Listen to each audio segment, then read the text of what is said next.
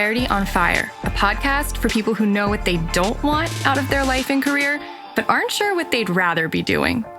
In a world where it's easy to exist, but hard to feel alive, we, Kristen and Rachel, two certified life and career coaches, are here to help you cut through the information overload, get unstuck, and focus not just on how you can have a career you're passionate about, but how to create a whole life that feels fulfilling. So join us here, where we serve up inspiration and down-to-earth wisdom in a way that only two best friends can. We want you to experience the relief of knowing that, yes, you're allowed to want more out of your life and career. And no, you don't have to wander through the dark anymore. Our job is to light the fire that shows you the way. Let's go.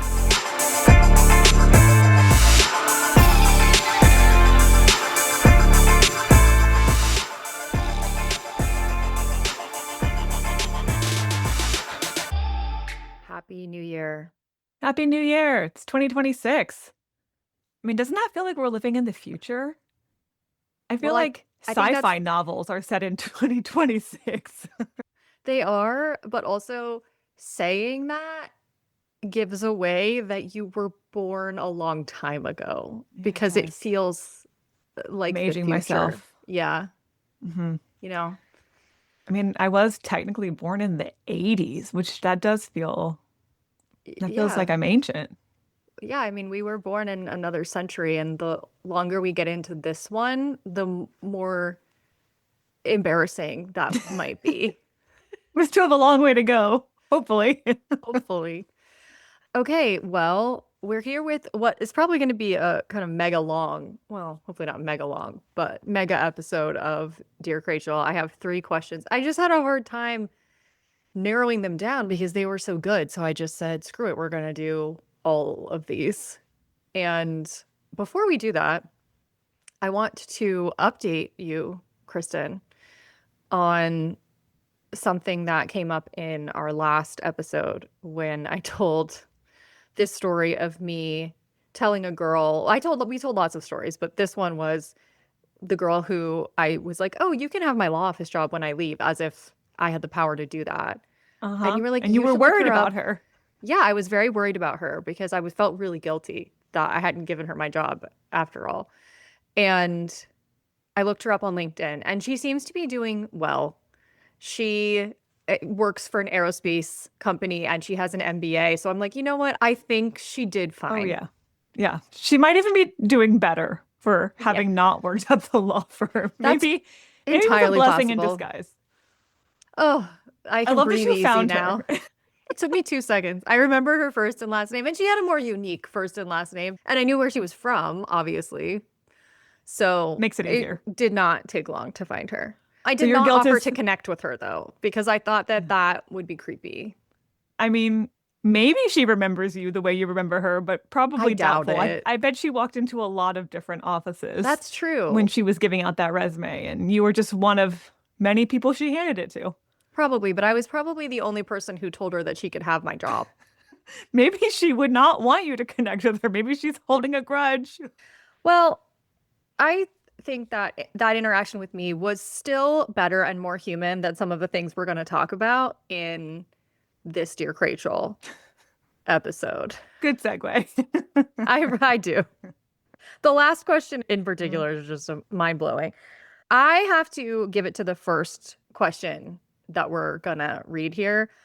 I have never laughed so hard reading a Dear Krachel question. And so I can't wait to share this one with you because I do think it wins for the most absurd and yet a sincere quagmire this person finds herself in that we are going to try our very best to figure out how to help her out of.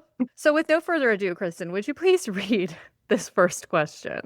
Yeah, get ready. This is one of our favorite questions we've gotten. Ever. Just because the ridiculousness, but also I could see how it happened. So, okay. Yeah. Ladies, help. I accidentally catfished an entire accounting firm. I mean, she just hooked me right away. Yeah, I'm like, do you want to be a writer instead of an accountant is my question. This should be a book, and that needs to be the opening line, and I'm in. Yeah. We moved states, and I couldn't get hired for a year. So one night, I said, screw it, and applied for a bookkeeper job. I figured, I've done some bookkeeping before. I know the software. How hard could it be? Well, turns out very. I didn't think I'd even get an interview, but I did. And when they asked about a task that I barely understood, I just nodded. I'd watched a YouTube video on it an hour before, so obviously that made me qualified. Then she mentioned a big tax process, and I confidently said I'd done loads of it before. Except it turns out we were talking about two completely different things. Neither of us realized. Fast forward to day one. I find out I'm a senior bookkeeper. Within hours, I knew I was in so deep, I needed scuba gear. It took me 5 hours to do a 20-minute job, and my manager already looks like she's planning my professional funeral. Now I'm studying tax laws at night like a panicked intern, but none of it is helping. I can't quit because I need the job. We're struggling financially. And I can't confess because I'll be fired. What do? I swear I didn't mean to promote myself or impersonate a professional. Ledger Impostress is what she's calling herself. This is so good that I'm like, did AI write this? Did so someone make good. this? Did someone be like, okay, I want to fuck with Kristen and Rachel. I want to give them a funny question to answer. And they had ChatGPT spit this out. It's that good that I'm like, is it even real? But I don't care because it's funny and I want to talk about it. And I want to believe that you're real, Ledger Impostress. So please write back. And I do think Wait, what if she's catfishing us too? a double catfish. I Oh my know. God. I hope that's true, actually. I won't even be upset. I just, I think you need help. I think you're addicted to catfish. it's a whole nother problem to answer. But anyway, But you okay. know what? I could see this happening on a smaller scale more commonly. Where Oh my maybe you God. exaggerate what you've done, or you're like, I've seen a YouTube video. I could probably figure that out. And then realize it's a little bit more complicated. So even though this is taking that to a pretty far extreme, Yeah. I could see this happening on a much smaller scale for a lot of people, especially when you really need a job. And Yeah, and you're you might be desperate. willing to figure out things that you've never done before and hope for the best. And then sometimes after the fact, you realize, I maybe bit off a little bit more than I can chew. So I don't even think it's a ridiculous question if we put it on a spectrum. No, this kind of thing happens all the time, just usually not to this degree. You hear actors joke about it all the time in interviews that everyone lies on their resume about what their special skills are. Like, oh, I can speak fluent Spanish, or I can drive motorcycles, or I can ride horses. And it's like they've been on a horse once, Right. ever. And so then they get hired to be in a Western. And they're like, oh, shit. Oh, I've only ever done trail rides. Yeah, I have to actually like gallop on this horse. And so then they panic. And obviously it ends up working out. Maybe they secretly take horseback riding lessons, whatever, which is the equivalent of her studying tax laws at night. So, I mean, honestly, my only feedback that I have after reading this is you better be looking for another job instead of studying tax laws. Stop studying tax laws and just look for another job, because you're either going to get fired because you are not up to the task, and that's fine. You know you're not up to the task. You knew when you applied for the job that you didn't have enough experience. And then you found out, which I'm like, how did it get so far into the process that you get hired without knowing it's a senior position? There was a lot of questions not being asked, which actually happens a lot when you're desperate. You just don't ask questions because you're like, I don't want to find out something I don't want to know. It's like when you're single and you're in a very desperate zone, and so you go out with a dude and you just neglect to ask, do you want kids? Even though you really want kids because you're so afraid he's going to say no. But then you end up screwing yourself over and wasting so much time because you find out like 10 months later he didn't want kids because you just wanted anybody. You can't be so desperate that you want anybody more than you want the right thing. And I understand that when it comes to money, that really screws up our ability to hold out for the right thing because we literally have bills to pay. And so we will go further. We will become more desperate. So I understand, and I am not judging, and I do believe the writing is on the wall. You're probably going to get fired at some point. You're going to make a giant mistake that's going to cost them a ton of money. Now, I'm not saying this is going to happen. I'm just saying this feels like it easily could happen if you're a senior bookkeeper who has no right to be a senior bookkeeper. You're going to fuck something up and it's going to be bad. So that's one reason why I think you should be looking for another job is it's going to come to an end eventually. The other is the stress of having to keep up this farce is not good for your mental health or your physical health. This is taking a huge toll on you. Like having to continue this act is such a mental load. So I know that job searching is also a mental load. I know financial instability is also a mental load.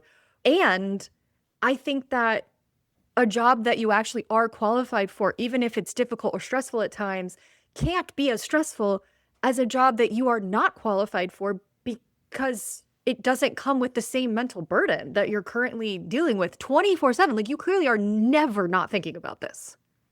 Of course not, because you need to spend all of your extra time either catching up on work that took you way longer than it should have because you were trying to figure it out as you went, or prepare for what might come your way. And so you are kind of like somebody who's trying to put themselves through grad school, but like self-taught grad school, while working in the job that the grad school was supposed to educate you for.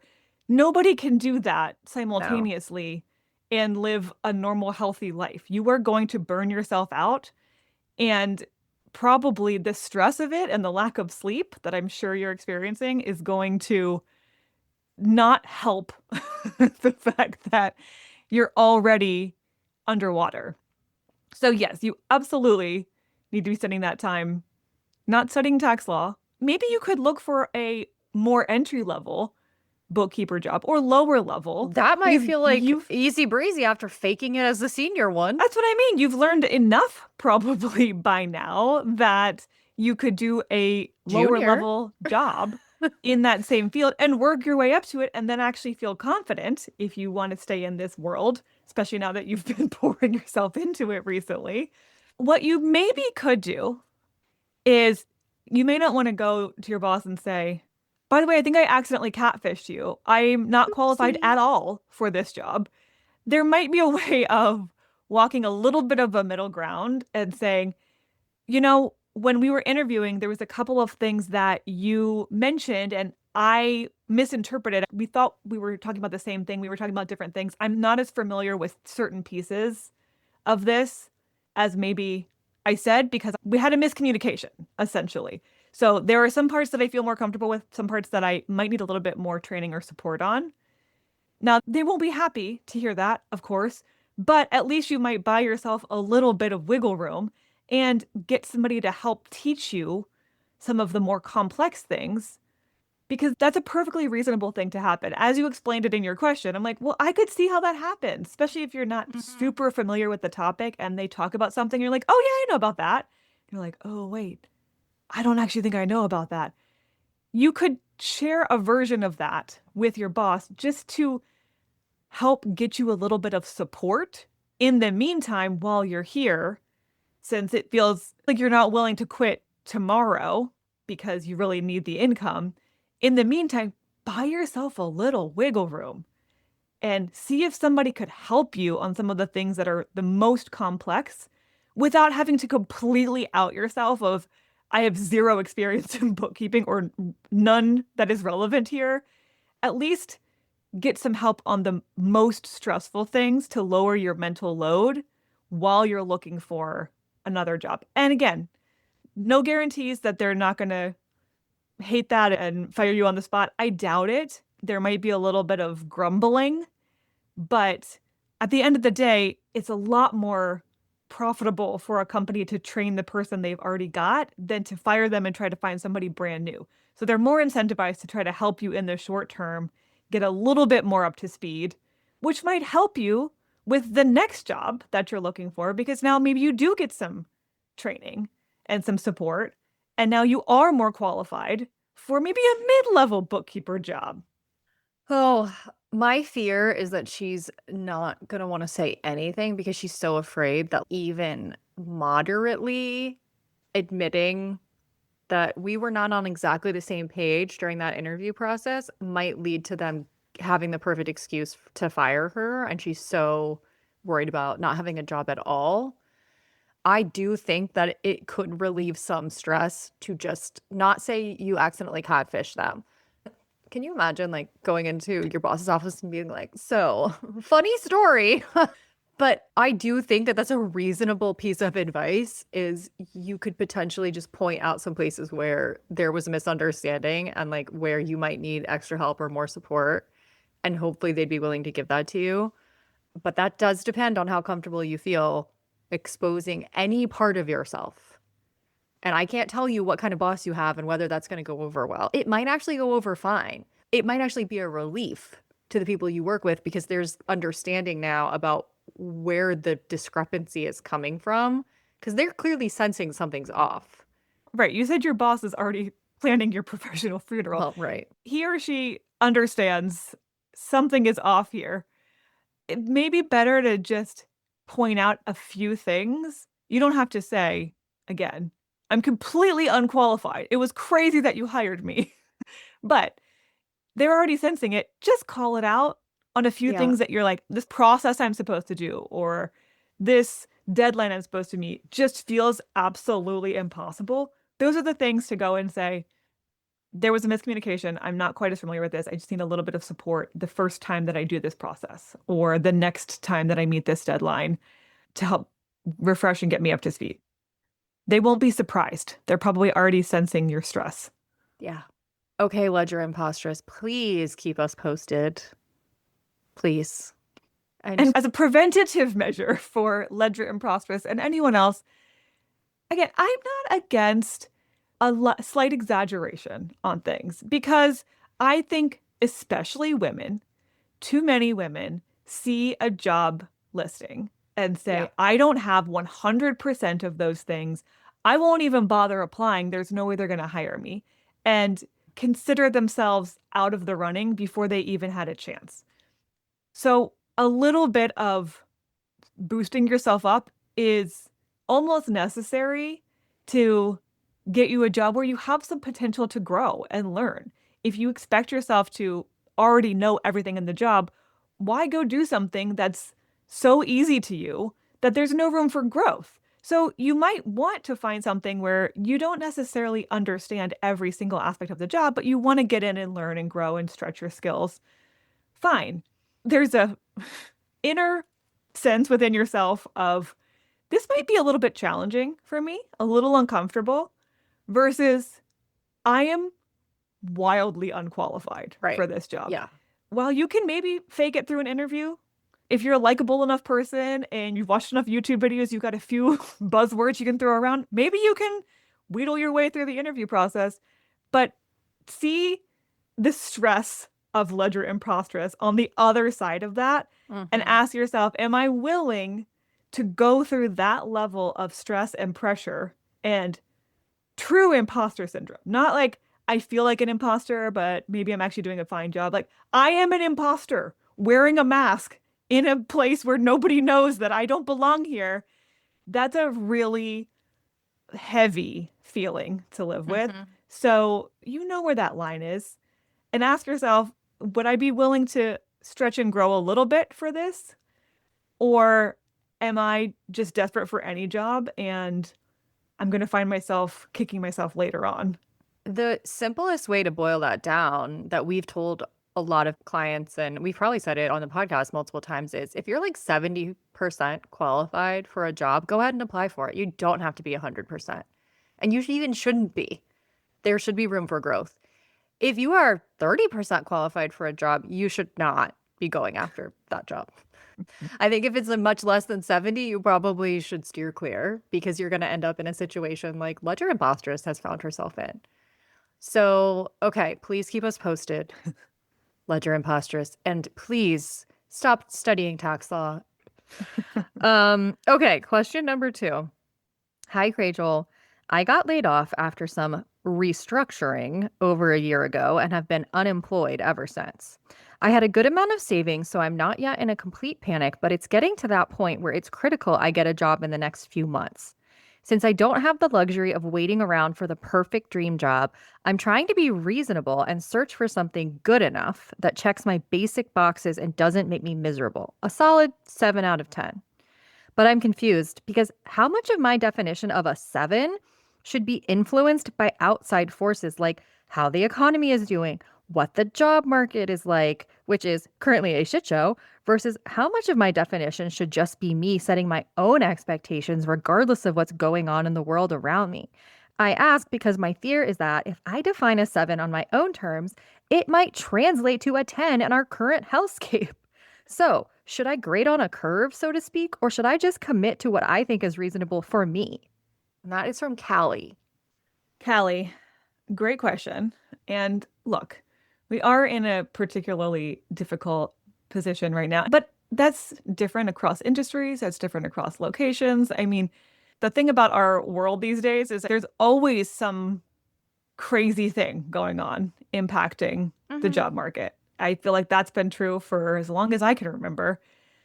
So should you grade on a curve? I don't know if that's the right question here because at some point you'd always be grading on a curve. And Right. we're also trying to zoom out and understand all of the complexities of the job market and our industry and the economy, the world economy, our country's economy. It's like, how do you even wrap your head around all of that?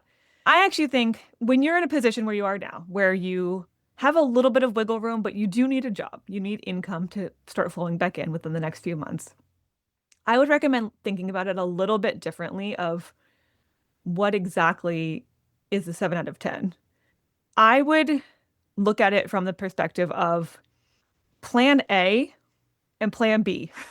Plan A is I want to look for a job that is going to meet my 7 out of 10 criteria or higher, a job that I might want to stay in for the longer term that feels like a true right fit, while recognizing that, unfortunately, just like in everything in life, we don't get to pick the exact timeline.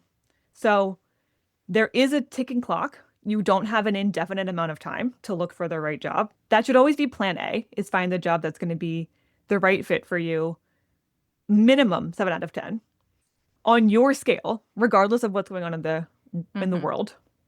And also recognize that sometimes what we need is income, right? And sometimes what we need is what we've talked about before, a bridge job. And a bridge job is a little bit of a different grading scale because you know you're going to be there temporarily. It's truly there to bridge you into whatever is going to be a much better fit and buy you more time to find that thing if it's not happening on your ideal timeline. And the way you judge a bridge job is not so much how does it feel on my scale of 1 to 10. It's more, what are my non-negotiables for what I need in order to bring in the right amount of income? Is it important to me to not commute? Do I have a kid at home that I need to be able to be home for, that I don't have childcare set up, so I need to be able to work from home, right? Or do I need to not do too much travel because I've got sick parents at home, right? It's like, what are the absolute non-negotiables of what I need just to buy me some more time? And I would add in there, if you're truly looking for a bridge job, something that's not going to take so much time and create so much stress for you that you don't have the bandwidth to keep looking for the right job. So it is truly just paying the bills and giving you some extra time to keep the search alive for the right thing. And that's your plan B. So you can be open to both the more ideal job as well as a bridge job. And then as the clock starts to dwindle down, maybe you put a little bit more emphasis on the bridge job side of things. And that doesn't not necessarily have to be impacted by what's going on in the world economy. You're giving yourself enough time to find the right thing for you, regardless of what's going on. And you're also recognizing that as an act of self-love and self-sufficiency, you're prioritizing getting an income within a certain time frame in a stress-free way in order to give you enough time to find the right thing with a little bit more bandwidth. I agree. I have some additional thoughts to this because I kind of wonder if Kallie is thinking about the 7 out of 10 as like, that's already a concession she's making. because she doesn't have time to wait out for a 9 or a 10. And that's true. Like, the more time and money you have saved up or at your disposal, the more luxurious you can be about what you're looking for, right? And so if you have a lot of time and money and you got plenty of runway, then you can hold out for something that feels like a 9. I think that what Kallie is probably saying is that I would like a 9 or a 10, but I'm Sure. at the place where I'm being practical. And so I have to sort of accept a 7. But is even that reasonable, considering my idea of a 7 might be the current hellscapes version of a 10? And my answer to that part of the question is I don't think that you should ever, ever, ever let the external quote unquote reality influence what you decide you want for yourself, because that becomes a self-fulfilling prophecy really fast. That when you look outside of yourself and you decide that what's possible is only what you can see, then you limit so many options. You basically close the door to magic and miracles and, the universe having your back. And I believe in all of that shit. Okay. And I'm also very practical and pragmatic at the same time. I am not an advocate of, oh, just pretend there is no economy. If there was no economy, we could all be witches in the woods, which is what I want. There is an economy. We're not We do there have yet. to have jobs. So I get that part, but I think that first and foremost, you have to draw a line somewhere. You have to stand for something. And so this is what I would do. I would spell it all out. Here's my column of everything that feels like a 9 or like, these are the things that would be awesome to have. In an ideal world, this is great. A 7 out of 10 is, and this is my definition that I use with every single client. These are the core needs that I need to have met so that I do not feel resentment. If I go lower than this baseline, like I need to make X amount of money and I can be content with that. Now, I might not be over the moon elated with it like you would be at a 9 or a 10, but I can be content with it. I can work with it temporarily for a year or two, whatever. I can work with that without feeling resentful. Same with how long your commute is. Same with whether it's a hybrid or a remote job. Same with how big the team is. Like every single bullet point on that list, the filter question has to be, if you're looking for something that's like a reasonable 7, can I do this temporarily? And by that, I don't mean 2 months. I mean like 2 years, because that would be an average time you might spend in a job. Can I do this for that length of time without getting resentful? To me, that's your baseline, regardless of what's going on in the outer world, because what I have found about people is that it's very hard to talk ourselves out of what makes us feel resentful. I'm sorry, if I'm in a job and I'm not getting paid enough to live a life that feels comfortable for me hearing, oh, well, you should be lucky to have any job at all in this economy is not going to make me personally, and I would challenge pretty much everybody listening to this. Are you a saint? Can you hear that kind of feedback and go, you should be lucky to have any job in this economy, and go, oh, you're so right. I am no longer resentful. I really like this job that underpays me. I like the world we live in, actually. No, I'm not capable of that. And I've been a coach for a really long time. I'm not capable of that. You can't talk someone out of something that feels misaligned and that feels like it's not what they deserve. And all of us deserve to be receiving things that make us feel content and make us feel adequate and that don't make us feel resentful. And so, okay, here's the thing. What if you get to the point then where you have defined all of that? By the way, if you need help with some of these, I have, in some of my normal person interviews, I've actually gone back and read their lists of non-negotiables. So if you need ideas for what that might sound like, either a 9 or a 10 or even a 7, my most recent normal person interview with Dana, which came out last month, you should go back and listen to that, because we do that. We review her non-negotiables. And then the other one I'm thinking of this was almost 2 years ago. It was in 2024. I think it was maybe in the spring, like May-ish of 2024. I will link to both of these.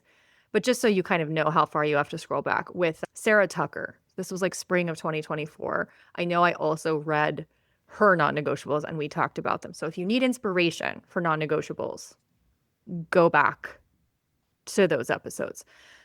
But anyway, okay. The big point that I want to make is that let's say you get down to the wire and you haven't even found a 7. Does that mean that you should accept a 5? I'm like, well, if you need to eat and you need to pay your rent, then you got to be ledger impostress. But you got to also know it's not going to last. And it's not going to work out well. And it's going to explode at some point. And it's probably going to bring you a lot of stress. And so we try to avoid this at all costs. But like, yeah, sometimes we end up in situations where we just take any job we can get because we're desperate and because we need to eat and pay our bills and take care of people in our life, and no judgment for that. But understand that there will be resentment, and therefore do not expect yourself to be able to do it for very long. And your goal should be, if you're in a 5 right now, or if you have to take a 5 because it's the only thing on offer and you are that desperate, then you have to make peace with, I can't stay here for very long. I might have to burn this bridge. I need to be fixated on finding something that at least meets the barometer of, it does not make me feel resentful. I think we've got plan A, B, and C, actually. Yes, so exactly. Plan A is always the dream a 9 job. or 10 out of 10. Yeah. That you want to stay at for a long time. You're very happy. It hits all of your core desires and needs. If you need a job sooner rather than later, you might say, I'm willing to take my definition of a 7. But for a little always while. My definition of a 7, okay? Do not let anyone else tell you what you should and shouldn't be resentful of, okay?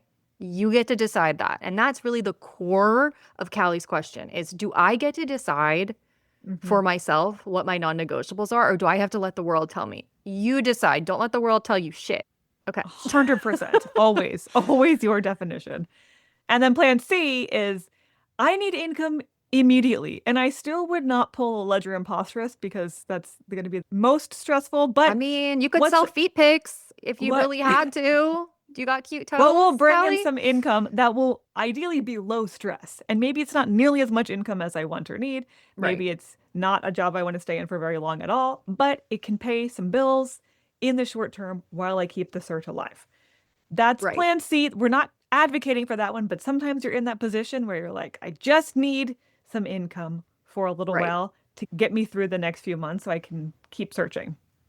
You got to do what you got to do to survive. That's right. Just one more thought about what's my definition of a 7 out of 10?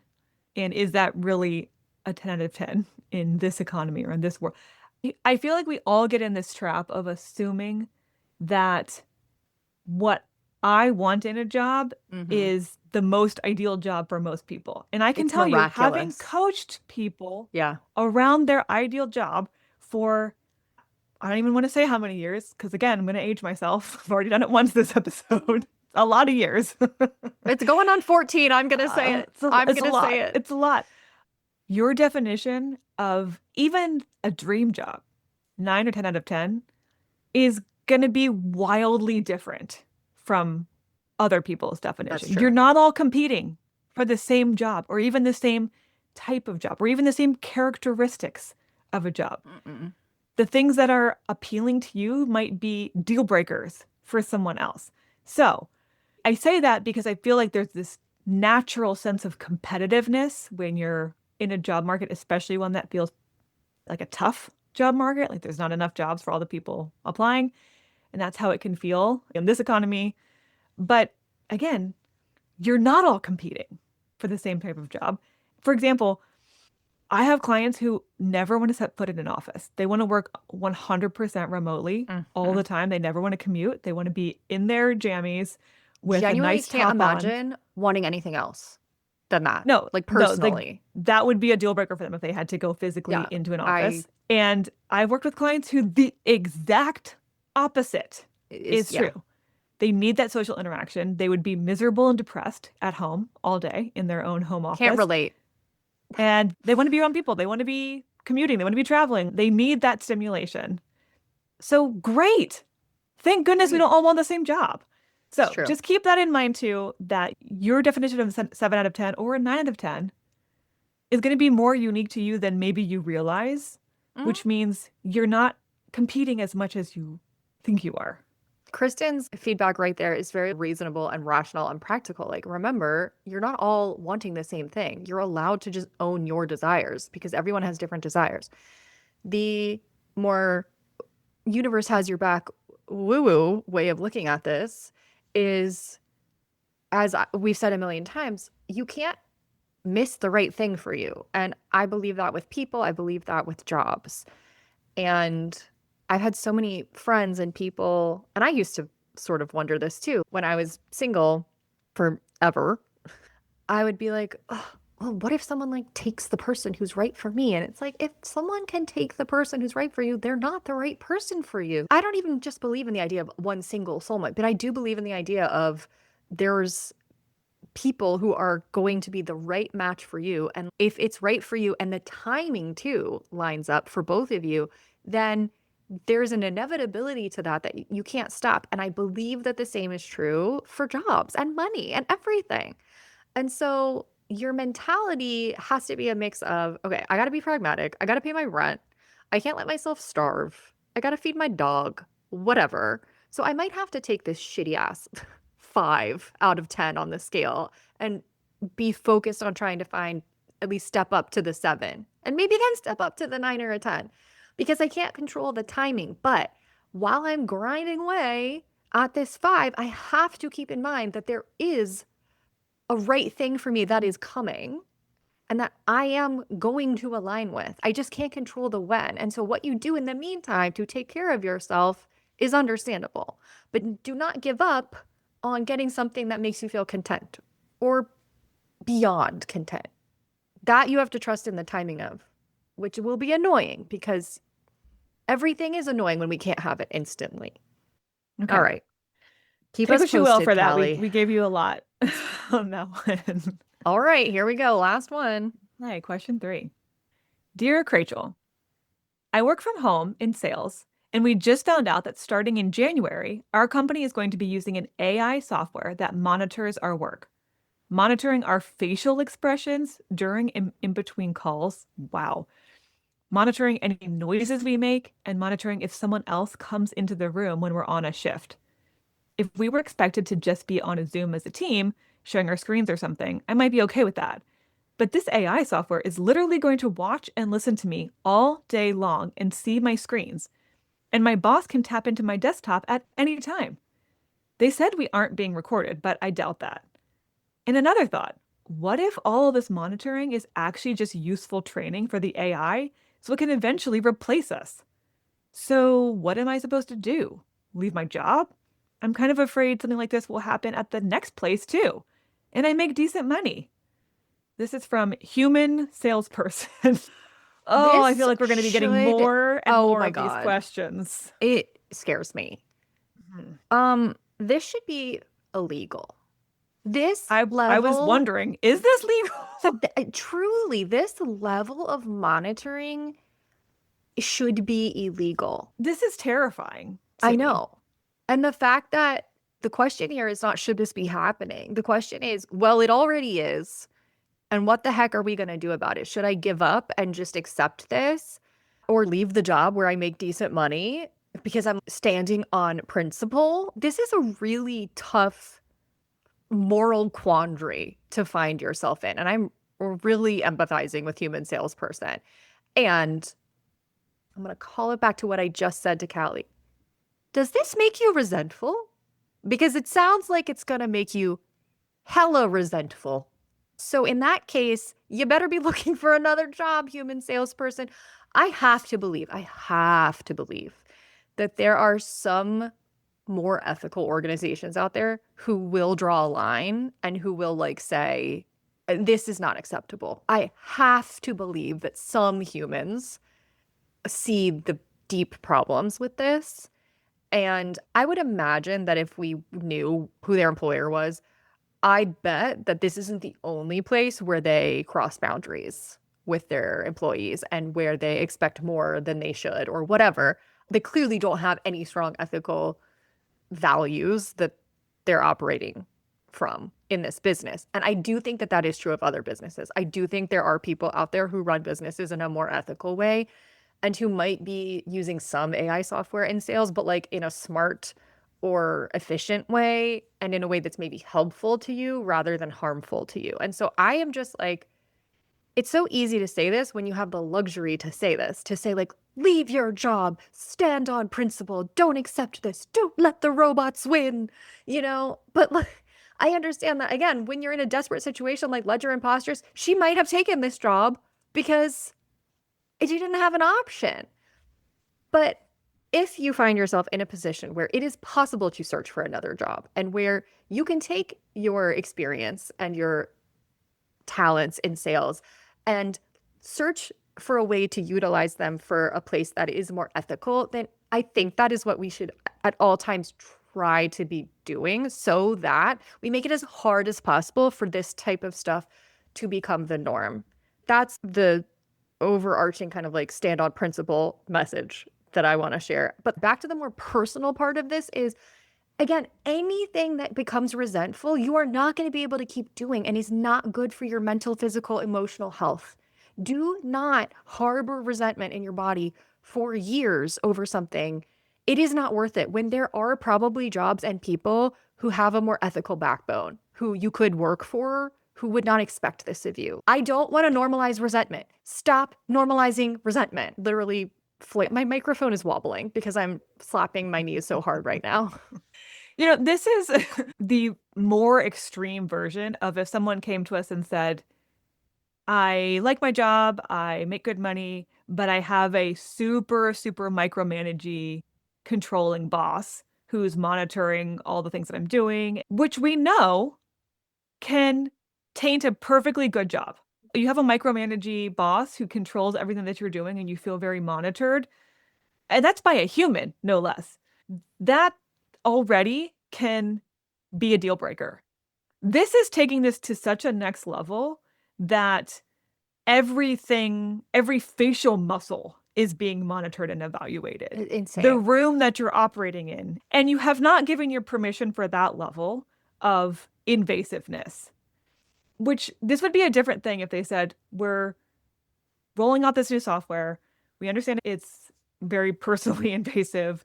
So we're requesting your permission to be able to use this and you can opt in or opt out. Now, granted, probably nobody would opt in, but they should give you a choice for something like that. It's essentially like they put a robot in your room and they didn't give you permission to put a robot in your room. It's literally they're just violating. expecting you. Exactly. They're just expecting you to be okay with that. And again, like Rachel said, there are phases of life where you're like, I got to pay the bills. And it's not always the right time to stand on principle. And I fully understand that and have a lot of empathy if you're in that position of, I can't prioritize standing on principle at this phase of my life. But I also know that this is not the only sales job out there. This is not even the only sales job that's going to pay well out there. No. And if you could find something new, something different that has a little bit more of an ethical, as Rachel said, moral compass to the company, just in terms of we don't violate your privacy on a minute by minute, second by second basis every day of the week, which I think is reasonable. And you're almost voting with your employment. Yeah. Do I vote for this to be an acceptable business practice? Or do I say that is not acceptable to me? That is a deal breaker. And I choose a different experience for my working life because you spend a lot of time there. And just like we vote with our money and you promote causes and people and institutions and local businesses with your money, you also vote with your employment and your time. You vote with how you receive and spend money.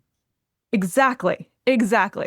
So I have a feeling, strong hunch here, you're probably not the only one at this company who's feeling this way. So if they have a mass exodus because they have invaded everyone's privacy in a probably legally, morally ambiguous way, then they might have to rethink, is this something we're willing to do because all of our people have abandoned us? I And hope that does happen I hope it because does happen too, I would because love to see them try to replace an entire sales force with AI and see how and I well want that other goes. companies to see that and recognize that was a disaster. Yeah. Maybe we shouldn't do this. But if nobody leaves because they all feel trapped, then Yeah. the message has been sent that we're okay with this. And then more companies can, again, I'm not asking you to die on this hill. If you're like, I need the income right now, you have to do your own pro con analysis of what am I willing Yeah. to put up with to support myself and my family. But I just want to let you know there are other options. And if this would have been a deal breaker for you taking the job, It should then be we would have yes. told you don't take the job if this is the Right. deal breaker. Deal Right. breakers can happen later. So you could take a job and then Yeah. the job can transform into something that you never would have accepted. And then it's time to find something different. Right. That's your big red flag that this is no longer a job that I can do again without resentment. That's one of the themes that has emerged through this episode, Don't through these questions. allow resentment to fester. Do not allow it. You have to do whatever it takes to not allow resentment to grow and fester because the primary victim of that is going to be you. Your health, your mental, emotional, spiritual, physical health is going to decline the longer you harbor resentment for people, for your job, for whatever. And so if you are in a situation at work where it is impossible for you not to feel that resentment, and this is one of those situations where I would challenge anybody to be in it and not be immediately resentful. Don't stand for it. If at all possible, please do not stand for it. And if you don't want to stand on the principle and do it for the higher purpose, which is let's not normalize this, then just do it for yourself because you care about yourself enough to not force yourself to live in resentment. Care about yourselves more than that. Everybody, please. That is the message. That also goes for Kallie. That goes for Ledger Impostress too. She might not be feeling resentful, but she's feeling fear. Constant fight or flight. You can tell. Don't normalize that. Why have we normalized living in such a state of fear, anxiety, resentment, resignation? I think truly one of the most revolutionary things that we can do is to not accept that as normal. Can we normalize happiness? Can we normalize contentment? Can we normalize joy? The more we get numb and shitty stuff becomes normal, that's dangerous, individually and societally. So continue to fight for And the reason, happiness and contentment. It's worth it. yes, the reason that we will tolerate living in more fear and resentment than is healthy is because most of us are making this giant assumption that there's probably not that much better out there. And that's actually been a theme through all of this too. Is there really anything much better out there? Or do I need to settle for this job that's going to make me feel stressed and resentful and underwater and monitored? And that's a really scary place to be where you already know there's nothing better out there. So I might as well just stick with this. And again, we all do it. I know we all do this, but how could you possibly know everything that's out there? Like Rachel was saying before in the second question, you can't have infinite knowledge of all the possibilities out there in our No, limited human brains. So if no. you make the giant assumption that this is the best I can get, there's not going to be anything better out there, and you shut yourself off from other possibilities or just settle down in a job that is hitting a lot of deal breakers or making you feel a lot of resentment because there's probably nothing better out there. You, first of all, and I'm calling myself out too because I do the same thing, it's a little bit narcissistic. Like, I know best. I It know is. there's nothing else out there. If you can step out and say, I have no idea what's Maybe out I there. actually know jack shit. I have no clue. There's so much out there. There are so many jobs out there. There are so many companies out there who need people. There are jobs that don't even exist that if you have a conversation with someone, they realize, oh, I actually do need somebody in that role. And they create jobs. Mhm. That's happened to my husband multiple times. he got a job Yeah. that wasn't a job before because he just had a conversation with somebody and they were like, oh, we didn't even realize we needed that, but we need that. There's so many possibilities out there. You can't know them all. And if you're in a position right now that is making you really unhappy, even saying, maybe there's something better. I'm open to the possibility. Maybe I'm doubtful. Maybe I'm scared that there isn't, but I'm open to the possibility that there's something else that could be a better fit for me. Just that little bit of cracking the door is enough to allow possibilities to flow in. That's all I'm asking. I'm not asking you to let go of fear. I'm just asking you to crack the door, open the window just a little bit, that maybe there's a better fit and that I don't have to keep dealing with this stress and resentment. So the takeaways for everyone listening are: you're allowed to be practical and pragmatic and do what you need to do in order to take care of yourself always. You get to decide for yourself what your non-negotiables are and what leads to resentment and what doesn't. Do not normalize resentment or fear, and be open. Even if you struggle, at least just decide to be open that you could be wrong in a pleasant way, that there are possibilities and things possible for you that you might not be able to see or articulate, but that can happen. If all of the people who wrote in can do that, then they're going to be okay. They're going to be just fine. Okay. Well, I think we did a good job answering these questions personally. You guys can tell us what you think about that. Patting ourselves on our back, but we always want your feedback. And we always love for our question askers to come back and give us an update. So if you've ever asked a question, I don't care if it was 6 years ago, I want to hear from you. Just we love an update. Tell us who you were, what your story was. If you remember what your fake name was, tell us that. We would love to read them on the next Dear Krachel if you have an update. Or if you don't really have an update yet, but you want to add, more thoughts, or you just want to respond to what we said, I would love to read that too. And if you related to any of these questions, leave a comment, let them know they're not alone, that please, there's others in the world who are going through the same kind of a thing. If you've ever accidentally catfished someone or a job, please write in. Please. I will absolutely read that on the next episode for fun. I would love to have a catfishing section. I would love to have a whole episode dedicated to accidental catfishing. If we get people writing in about that, I would be so delighted. Okay. Thank you for starting the year off with Dear Krachel. I think we're starting strong. Oh, and one more thing before we go. I just remembered. Thank God. It is the first week of the month.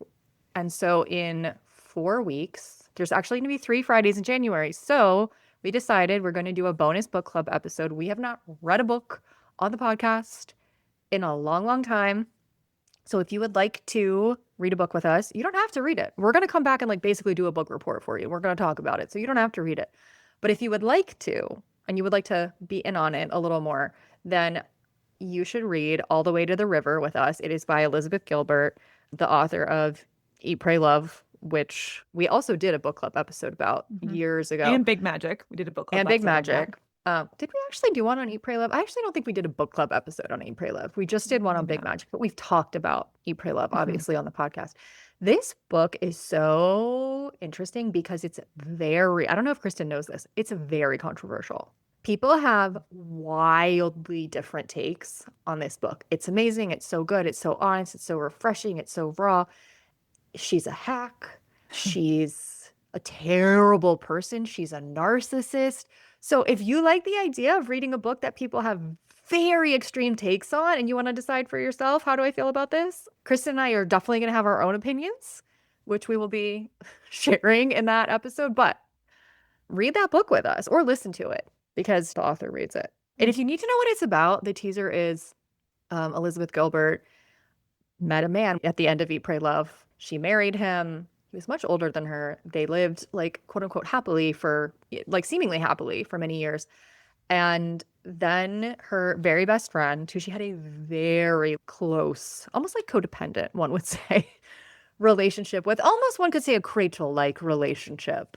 But then it moved into a whole new territory. if each part of Krachel was more intense and more insane than we are, her best friend, Rhea, found out that she had terminal cancer and was given not long at all, months to live. And it spurred Liz into realizing that I'm actually in love with her. And she leaves her husband and she gets into a relationship with Rhea while she's dying. But oh, Ray is also a hardcore reformed drug addict who then relapses because she's dying. And then the whole memoir is about their relationship and like everything that transpired up until Ray's death and afterward. It's wild. I enjoyed reading it. And I won't say I'm what so I excited thought to read about this it, book. but I did really like reading it. So anyway, read that with us and we will be back next week with a new message from, not next week, 2 weeks. Sorry, you're gonna have to wait, but we will have a new message from the universe for you. So be Which would be excited good about timing that. for the new year. Exactly. Okay, we will talk to you then. Bye.